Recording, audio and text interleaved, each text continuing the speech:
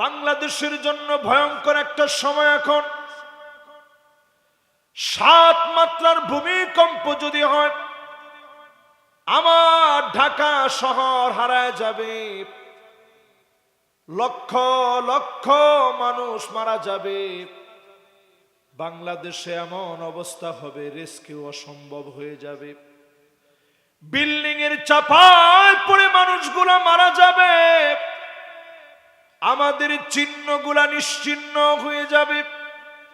এই দেশের ভিতরে দুর্ভিক্ষ লেগে যাবে। 5.7 মাত্রার ভূমিকম্প হয়েছে, অসংখ্য বিল্ডিং এর ভিতরে ফাটল ধরে গেছে, মসজিদের মিনারার ভিতরে ফাটল ধরে গেছে। কত মানুষ ঢাকা ছেড়ে গ্রামে চলে যাচ্ছে। আমরা সবাই ভূমিকম্পে ভয় করি, জলোচ্ছ্বাসকে ভয় করি, ঘূর্ণিঝড়কে আমরা ভয় করি, ভূমিধসকে আমরা ভয় করি। এগুলোর যিনি মালিক, সে আল্লাহকে ভয় করে যদি ফিরে আসেন, আল্লাহ কা কসম, যিনি ভূমিকম্প উঠায় নিবেন তিনি কে? এই জমিনের ভিতরে 15টা কারণে ভূমিকম্প হবে। আজ থেকে 1500 বছর আগে নবীজি বলে গেলেন, 15 কারণে এই জমিনের ভিতরে বারবার ভূমিকম্প হবে, নতুন নতুন আযাব আর গজব আসবে।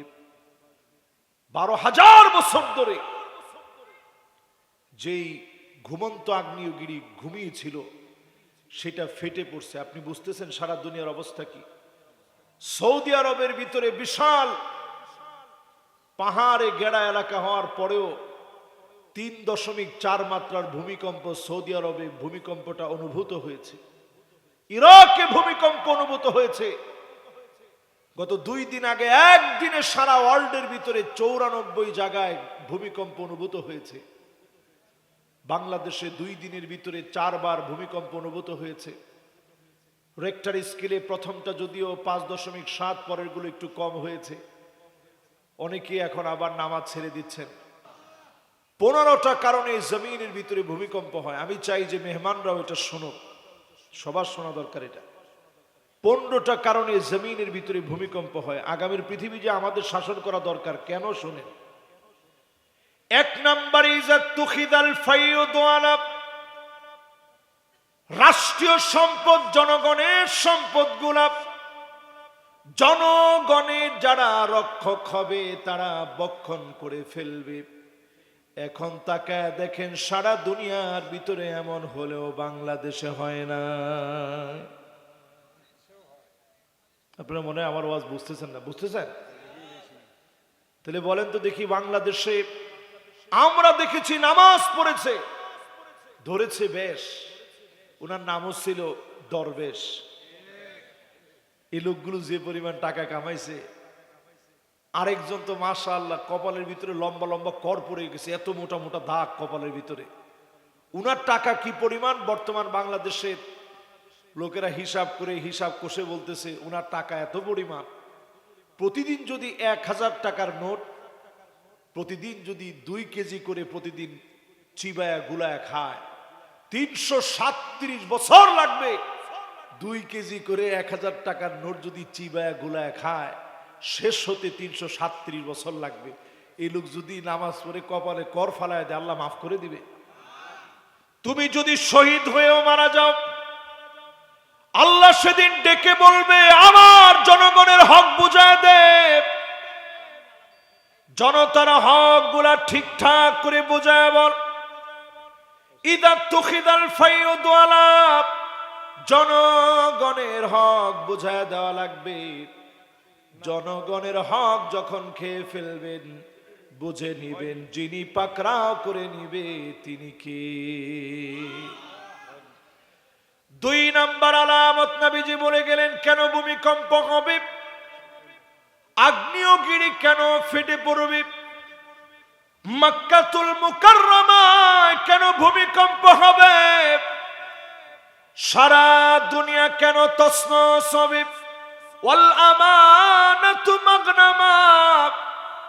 আমানতদারিতা খুঁজে পাওয়া যাবে না, আমানতদার ব্যক্তি খুঁজে পাওয়া যাবে না। এখন আমাদের দেশে আমানতদার ব্যক্তি কম না বেশি? আচ্ছা বলেন তো, কম না বেশি? 3 নম্বরে প্রিয় ভাইরা আমার, ওয়াজ্জাকাতু মাগরামা। বাবা এই কথা বলা যাবে না, কথা বলা হারাম মাহফিলে। जो बात दिल से निकलता वो बात दिल पर असर करते, এটা আমার বলতে হচ্ছে কেন, এটা তো তোমরা বলবা। কোনো আওয়াজ নাই, একেবারে পুরাপুরি সাইলেন্ট হয়ে ওয়াজটা শুনেন মেহেরবানি করে। আমি তো আপনাদের কথার জ্বালায় হাদিসের মধ্যে ভুল হয়ে যাবে, যে এতগুলা ক্যামেরা, পরের দিন কবে দেখ এই হুজুররা কি জানে।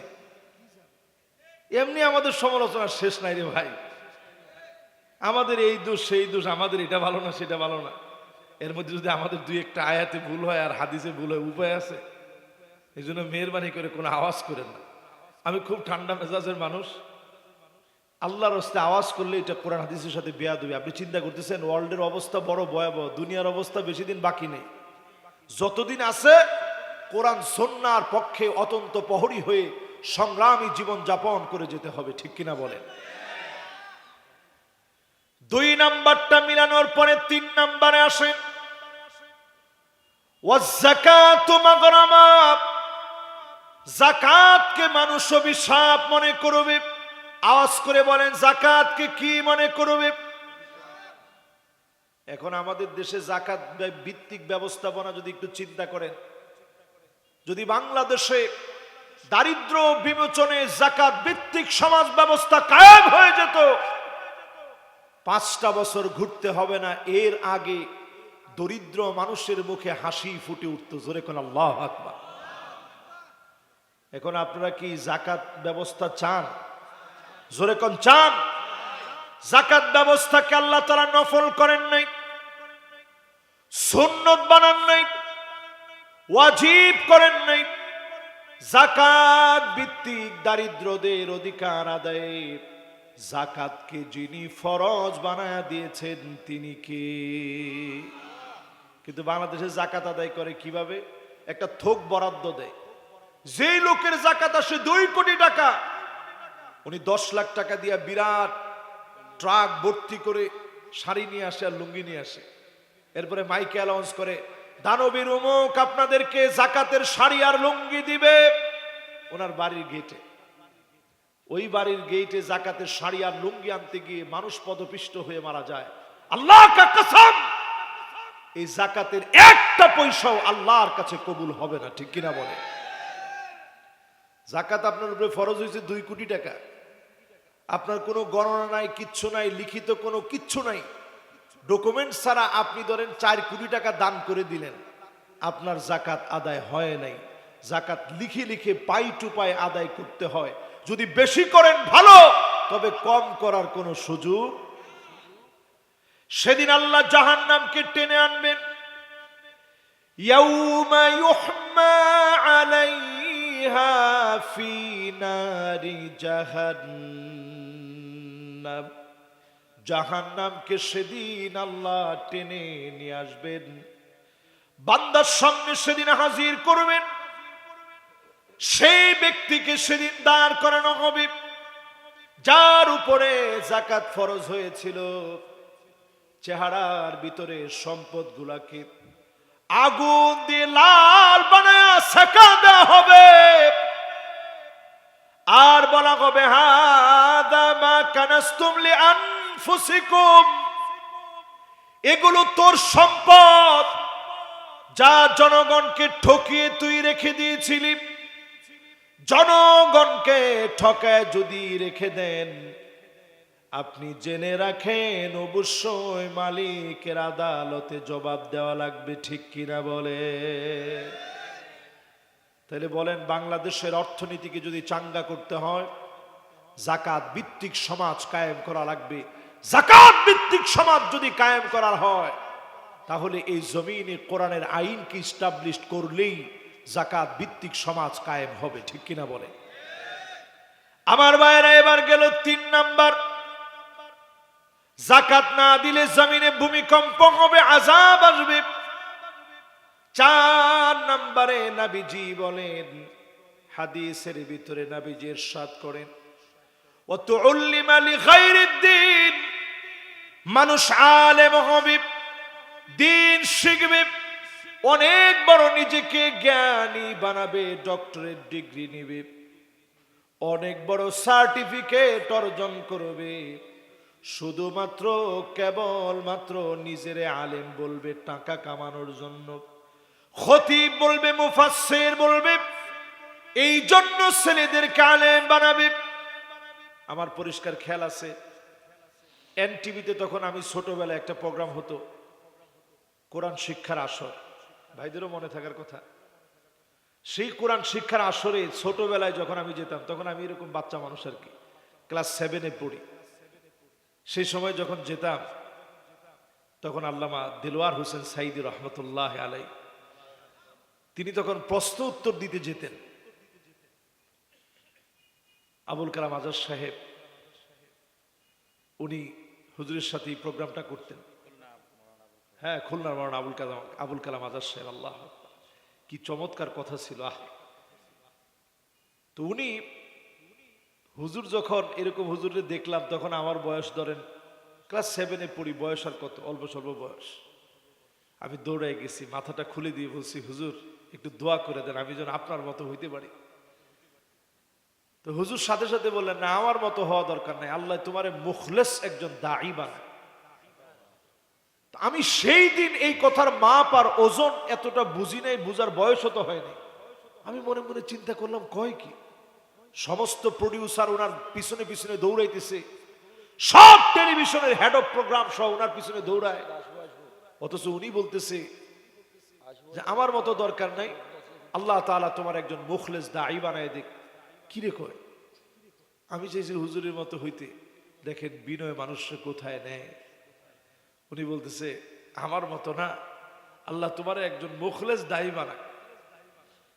এই হাদিসের অংশ পড়লে বড় মনে পড়ে যায়, ওয়া তুউল্লিমা লিগাইরিদ্দিন, আলেম হবে, লেবাস থাকবে, কিন্তু শুধুমাত্র যদি দুনিয়ার জন্য আলেম হন, বহু আলেমের কারণে দুনিয়ায় ভূমিকম্প হবে। বহু আলেমকে সেদিন আল্লাহ মাথা নিচের দিকে দিয়ে পা উপরের দিকে দিবে, জাহান্নামকে উদ্বোধন করা হবে। সেদিন আল্লাহ পাক ডেকে ডেকে বলবে, আলেম রে, তোরে তো আলেম বলা হয়েছে দুনিয়ার জীবনে, তোরে মুফাসসিরে কোরআন বলা হয়েছে দুনিয়ার জীবনে, খতিব বলা হয়েছে দুনিয়ার জীবনে, স্লোগান দিয়ে মাহফিলে উঠানো হয়েছে, ঘন্টার পর ঘন্টা অপেক্ষা করা হয়েছে। সেদিন বহু আলেম একটা কদম সামনে দিতে পারবে না, জবাবদিহিতার ভয়ে। সহিহ বুখারীর ভিতরে নবীজি বলেন, মান্নু কি সাহালাক, যাকে আল্লাহ বলবেন পর জবাব দে, এক কদম সামনে দিতে পারবে না। আল্লাহর কাছে আমরা বলি, আল্লাহ তেমন ভালো মুখলেস কোন আলেম হতে পারে নাই। আলিমুন মুস্তামিলুন ইলমাহু, যে আলেম তার ইলম কাজে লাগিয়েছে, এমন আলেম হতে পারে নাই। আয় আল্লাহ, দ্বীনের তরে ইসলামের জন্য শহীদ করে নিও। যদি এটুকুন দোয়া কবুল হয়ে যায়, হতে পারে যিনি মাফ করে দিবেন তিনি কে? أولا يرون أنهم يفتنون في كل عام مرة أو مرتين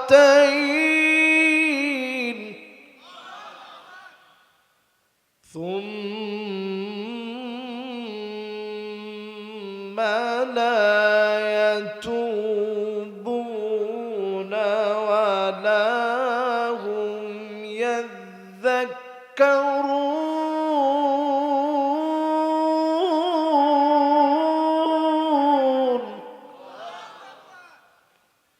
আল্লাহ পাক বলেন প্রত্যেকটা বছরে একবার অথবা দুইবার আমি আল্লাহ তোমাদেরকে ধরি।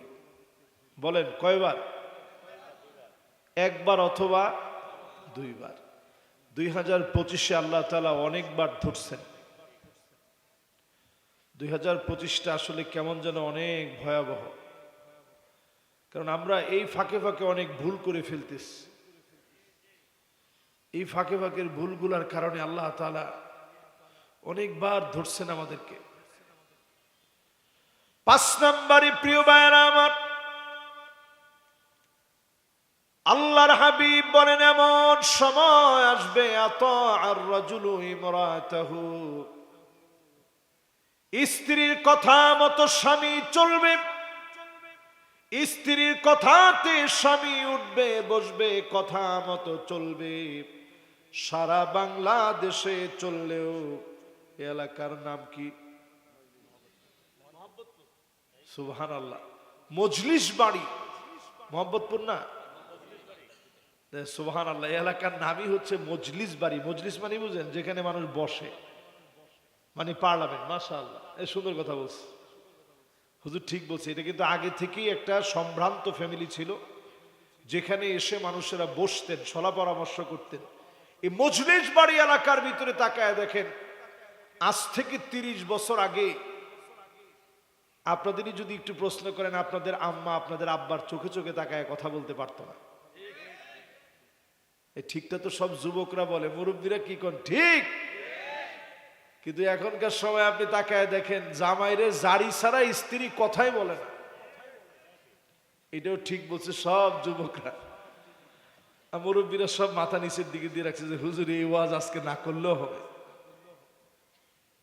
5 নম্বরের ব্যাখ্যা বোঝার চেষ্টা করেন। নারীরা এমন হবে আন্নানা, কথায় কথায় বলবে সব আমার নামে দাও, তোমার মা বাপরে 1 টাকা দেওয়া যাবে না। ক্যামেরাম্যান পর্যন্ত এখন মাথা নাড়াইতেছে, হুজুর এই তো চলতেছে। তাহলে এখন একটু চিন্তা করে দেখেন তো, সব আমার নামে লিখে দাও, এই কথা 30 বছর আগে মহিলারা, যে মহিলা বলতো ওই মহিলারে মানুষ মহিলা বলে মনে করতো না। কিন্তু এখন দিন যাচ্ছে, মহিলারা এমন হয়ে গেছে সব লাগবে আমার। এরপরে ব্যাখ্যা বোঝার জন্য বুঝেন মান্নানা, কথায় কথায় মহিলারা খোটা দিবে। আমি দেখে তোমার ভাত খেয়ে গেলাম, অন্য মহিলা হলে পোলাও খেত। এরকম মহিলা এখন মজলিস বাড়িতে আসে না নাই? ওইটা কি পুরা এলাকার নাম মজলিস বাড়ি? হারে সর্বনাশ। তাহলে ও মহাব্বত আছে না? আচ্ছা, মহাব্বতপুর মজলিস বাড়ি, এই এলাকার মহাব্বত বেশি। আচ্ছা কত দেখি মহিলারা কি এখন এরকম খোটা দেয়? মাশাআল্লাহ, দিনে কয়বার? ওটার কোনো হিসাব নাই। এরপরে দেখবেন আন্নানা, মান্নানার পরে হান্নানা। সারাদিন কষ্ট করে আসছেন, স্ত্রীর বলছেন এই একটু পানি দিও তো 1 গ্লাস, খুব পিপাসা লাগছে।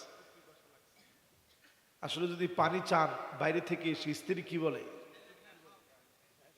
কে কে বলছে দেখি? মাশাআল্লাহ, একজনের সাহসী লোক, মাশাআল্লাহ, এই হাতও তুলছে যে হুজুর আসলে বলে এরকম যে ডাইলা খাও। এরপরে দেখবেন কান্না। এটা কেমন, আপনারা দেখলেই ওনার কাজ বেড়ে যায়। সুবাই বসছেন, উঠেন উঠেন। আপনি বলুন যে কে, মাত্র তো বসলাম। কয় না, এটা পরিষ্কার করতে হবে। এখান থেকে গেছেন খাটের মধ্যে একটু কাইলুলা করতেছেন, উঠেন বিছানা টান দিতে হবে। তা আপনি চিন্তা করছেন যে আল্লাহ, বাইরে ছিলাম এই এক ভালো ছিলাম। এরপরে দেখবেন হাদ্দাকা, কোনো কিছু আনলে পছন্দ হয় না, নিজে নিজে গিয়ে মার্কেটে গিয়ে মার্কেট করে, ঠিক কিনা বলে? মাশাআল্লাহ। এটার মধ্যে একজনে কইছে হুজুর হাজার হাজার, এটা হাজার হাজার না, লাখ লাখ মেয়া, লাখ লাখ না। এখন মহিলা মানুষ যতজন আছে 100-র ভিতরে 95% এখন নিজে গিয়ে পছন্দ করে কিনে। না না, মা বোনদের বিরুদ্ধে ওয়াজ হয়ে যাচ্ছে তো, এখনই পক্ষে বলবো, রাখেন। এরপরে দেখবেন সাদ্দাকা, কথায় কথায় তর্ক করবে, মুখে মুখে আছে। এটা মনে হয় একটু কম না? এরপরে দেখবেন বাররাকাত, শুধু তর্ক করবে না, গায়ে হাত দিতে পর্যন্ত দেরি করে না এমন মহিলা এখন আছে না নাই? তার মানে কি বোঝা যায়? স্বামীরে মাইট দিতে পর্যন্ত এখন হাত তুলে লাঠি নেয়। কারণ মহিলা জানে মহিলা মানুষ মামলা করলে মামলা বড় করা। স্বামী হাত তুলতে গিয়েও আস্তে থামায় ফেলে। স্বামী জানে যে আমি যদি একটা ঘুষা দিই ঝামেলা হয়ে যাবে তো। আর খবরদার আপনি আবার আজকের ওয়াজ শুনে গিয়ে মারতে যায়েন না। মা লাতামা রাসূলুল্লাহ সাল্লাল্লাহু আলাইহি সাল্লাম কাত, আল্লাহর নবী জীবনে একটা থাপ্পড়ও কোনো স্ত্রীকে দেন নাই। জোরে কোন আল্লাহু আকবার। প্রিয় ভাইয়েরা আমার, এর জন্য আমি দায়ী, এই জন্য আপনি দায়ী। যতজন মাহফিলে বসছেন, ঘরে গিয়ে নিজে নিজে স্ত্রীর কাজটা সহজ করে দিবেন, ঘরটা ঝাড়ু দিবেন। ফাকান্নাসা রাসূলুল্লাহ, আমার নবী নিজে ঘর নিজে ঝাড়ু দিতেন, আম্মা জানদেরকে তরকারিটা কেটে দিতেন, সবরের নসিহত করতেন, স্ত্রীদেরকে নিয়ে পারিবারিক বৈঠক করতেন, পরামর্শ নিতেন। নবীজি সাল্লাল্লাহু আলাইহি সাল্লাম আদর করে বোঝায় দিতেন।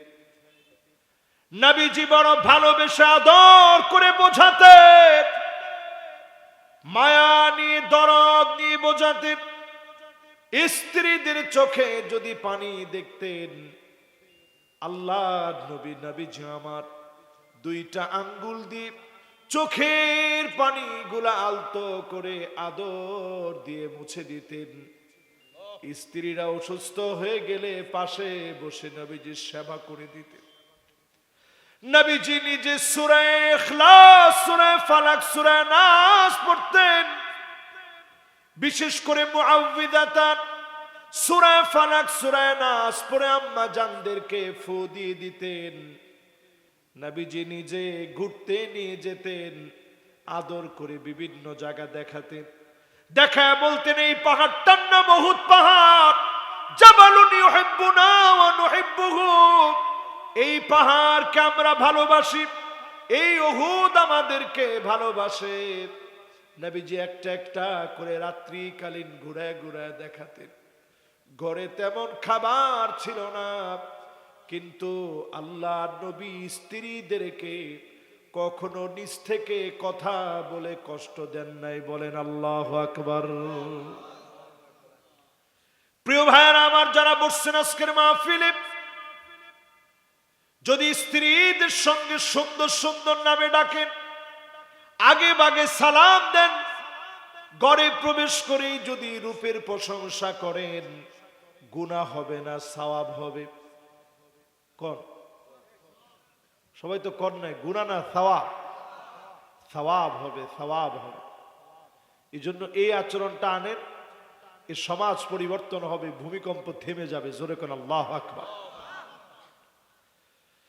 প্রিয় ভাইয়েরা আমার, এরপরে ৬ নাম্বার শুনেন ভূমিকম্প কেন হবে। আকাউম্মাহু, মাকে সন্তান বড় কষ্ট দিবে। মায়ের সঙ্গে সন্তান দাঁড়ায় দাঁড়ায় বেয়াদবি করবে, মুখে মুখে তর্ক করবে। আজকের এই চেয়ারে আমি বসছি, আমি মনে করি কোন জ্ঞানের জোরে, শক্তির জোরে, কণ্ঠের জোরে বসতে পারি নাই। আমি প্রত্যেকটা দিন এখনো বের হওয়ার সময় মায়ের কাছে দোয়া চাই। মিশর যাওয়ার আগ থেকে দোয়া, যত পরীক্ষা দিয়েছি মায়ের কাছ থেকে দোয়া নিয়েছি। একবার দরজা থেকে বের হয়ে গেছি, আবার ভিতরে ঢুকে বলছি, মা আমার জন্য দোয়া করেন। আবার বের হয়ে গেছি, আবার দৌড়ে পাগলের মতো গেছি, মা আমার জন্য দোয়া করবেন। আমার মা প্রায় সময় আমারে ডাক দিয়ে বলতো, পাগল রে, তোর জন্য দোয়া করব না, দোয়া করব কার জন্য? যখন মিশর চলে গেলাম, কলিজাটা আমার ফেটে যাচ্ছিল। মা আমার অনেক দূরে, কেমন করে বলবো মা দোয়া করবে? ফোন দিয়ে মায়ের কাছে দোয়া চেয়েছি, কিন্তু আমার মন ভরে না। মাকে বারবার সামনে গিয়ে বলতে পারি না, মা আমার জন্য দোয়া করবে।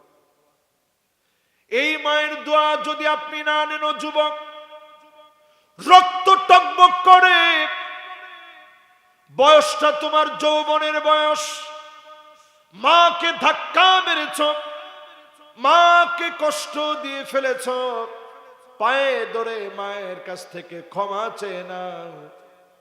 মা যদি খুশি না হয়, অনেক বড় ডিগ্রি তোমার হবে, জীবনের কোনো না কোনো জায়গায় তুমি ধরা খেয়ে যাবা, জীবনের কোনো না কোনো জায়গায় তুমি থমকে যাবা, তুমি আটকে যাবা, তোমার পথ রুদ্ধ হয়ে যাবে। সেই দিন কবরের সামনে দাঁড়ায় আফসোস করবা, মা রে তোমারে বুঝি নাই। এজন্য মা যাদের জীবিত আছে, মায়ের কাছে ক্ষমা চেয়ে নিবেন। আপনি দেখবেন নামাজের যায় নামাজে বসে মা চোখের পানি ছেড়ে দিয়ে বলবে, আল্লাহ, আমার ছেলের উপরে আমার কোনো রাগ নাই, কোনো গোসা নাই, আয় আল্লাহ আমার ছেলের আপনি কবুল করেন। মা যদি খুশি হয়ে যায়, যিনি খুশি হয়ে যাবেন তিনি কে? বলেন কয় নম্বরে আছি আমরা? 6 নম্বরের পরে 7 নম্বর শুনেন। আদনা সদিকহু, বন্ধুরে বড় আপন মনে করবে। বন্ধুরে কি মনে করবে? এখন আমাদের সমাজের ভিতরে দেখেন, মা বাবার ইজ্জত মানুষ ভুলে যায় শুধু বন্ধুদের ফান্দে পড়ে। বন্ধুরা যখন বলে আয় নেশা করা লাগবে, সিগারেট খাওয়া মানুষ শিখে বন্ধুদের পাল্লায় পড়ে। আজকের এই মাহফিল থেকে পরিষ্কার ভাবে বলি, ও যুবক, তোমার বন্ধু যেন ওই বন্ধু তোমার বন্ধু হয় যে তোমার সিগারেট খেতে নিয়ে যাবে, সে তোমার বন্ধু নয়। তোমার বন্ধু হবে যে তোমাকে নামাজের দিকে নিয়ে যাবে, যে তোমাকে ইসলামী সাহিত্য পড়াবে, যে তোমাকে প্রতিদিন কোরআন অধ্যয়নের কথা বলবে, হাদিস অধ্যয়নের কথা বলবে, দিন কায়েমের জন্য সময় দেওয়ার কথা বলবে, তোমাকে বলবে প্রতিদিন ভালো ভালো মানুষের সাথে তুমি মেশো, কথা বলো, নামাজের দিকে আসো। রাত্রিকালীন সময়ে ঘুমানোর সময় একটু চিন্তা করে ঘুমাও যে আজকে আমার কতগুলো গুনাহ হয়েছে, আল্লাহ আমি কেমনে আপনার সামনে দাঁড়াবো।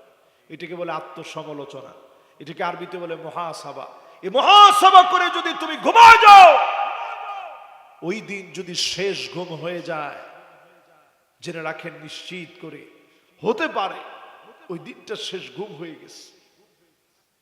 আপনি তাওবা করতে করতে ঘুমায় গেলেন, আত্মসমালোচনা করে ঘুমালেন।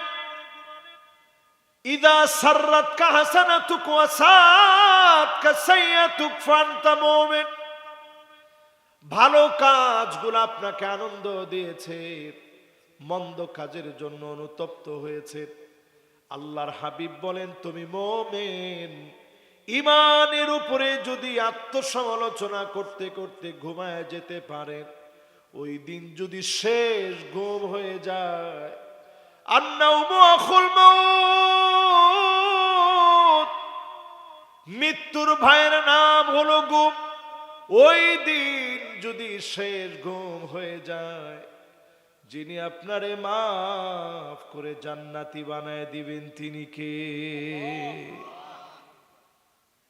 ভাইরা আমার, কত নাম্বার বলতেছিলাম? খেয়াল আছে?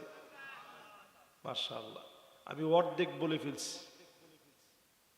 এবার 8 নাম্বারটা শুনে মনোযোগ আছে সবার।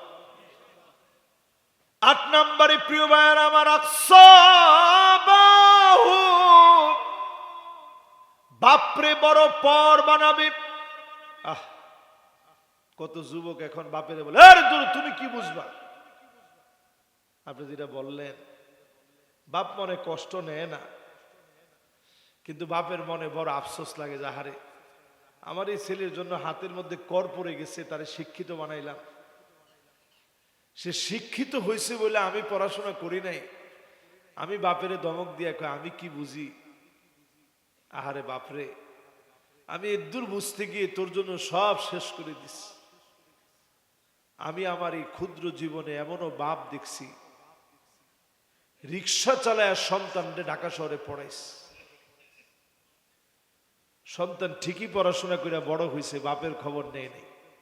সন্তান মনে করছে জিতা গেছে, কিছুদিন যাইতে পারে নাই, এই সন্তান বিয়ে করছে, বাচ্চা হয় না হয় না হয় না হয় না হয় না, অনেক দিন চলে গেছে।